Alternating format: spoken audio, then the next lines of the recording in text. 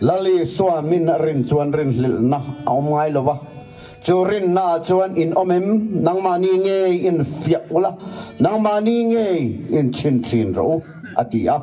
zan na lali swa rin na kan omem nge ke mani chak marin chanin kanom zok ti chu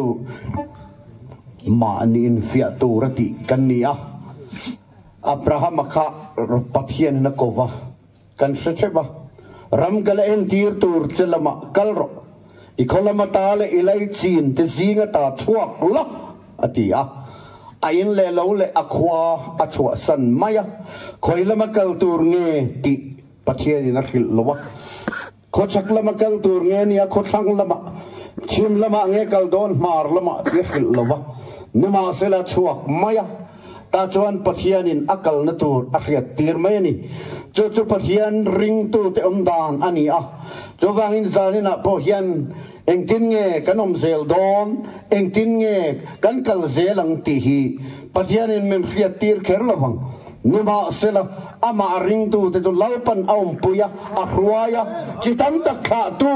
seringe po jing fa ring thei to lo apasal Abraham po mi pa thei to lo wani noin chi tha tu ro puya pathian na siam thei tlat zanina yan nang po mo ke po hi pathian in base na reng in ei to lo ni mai thei nang ma lama ma selal pa chuan zanina yan chitam tak tharau lama po sa tu a siam thei che lalpa tharau lam chi tha tu min siam vero iro bal turin zanina yan ikilti theina min mu tiro kan ti thei na turin rin na kan nei thei na turin rin na in Abraham chuan ti hla kan saleang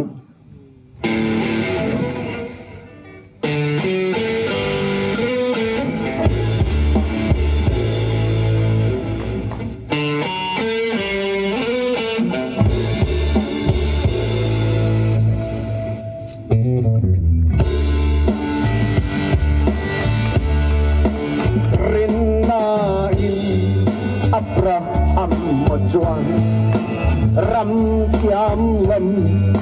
chua pan sela rin lel na ren renga nei lo lai swarina chuan rin lel na ngai lo rin na chuan yomen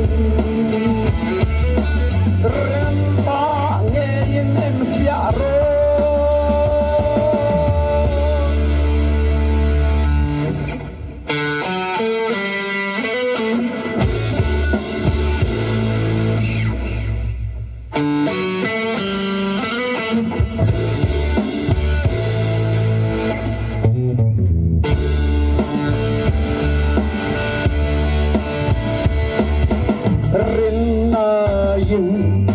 seringe pokha atiam tu rin om na wangin chi tam tak tha tu alo ni lai swarin na chuan rin lel na om ai lo rin na chuan yomem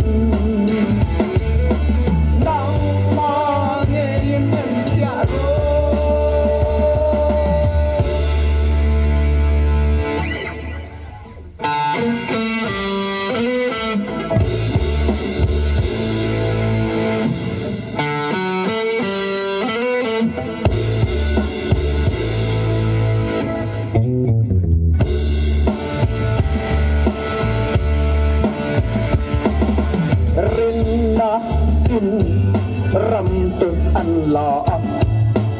mấy chiều đi thấy nó đi tin khăn đây yam lâm có ăn bún tơ